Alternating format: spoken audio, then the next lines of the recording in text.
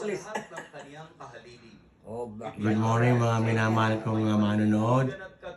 Ito po ang aking ina, Edith A. Cabanag. Ngayon po ay linggo, alas 3:15 ng umaga. Ito po nanonood po siya ng misa sa may television. Ang nanay po ay 96 years old na. Nababasa niya pa yung nakasulat sa television. Bagamat siya nakapicture pero nakarap dito sa kanya ang television. Pinanonood niya ang palabas tungkol sa misa.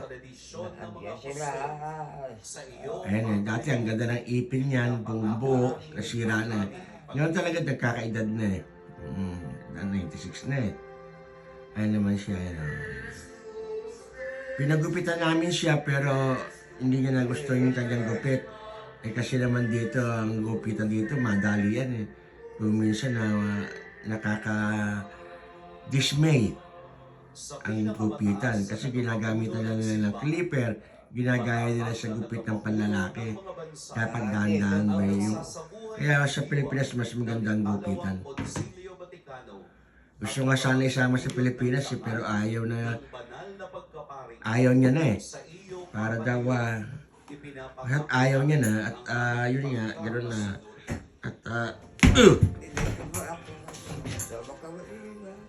ayun, nagkagulo-gulo na yung aking na. Ayun ang aga rin nagigising yan. Ang ina. Ayun siya Sa kaniyang kabanalan, Andun na sila, timan na walang pagod na tagapagtanggol naka-vlog kayo. ng kabanalan ng tahanan, ang di mapapagtayan ng halaga ng buhay ng tao at ang dangal ng Mga 5 minutes lang. sa iyo papalayo.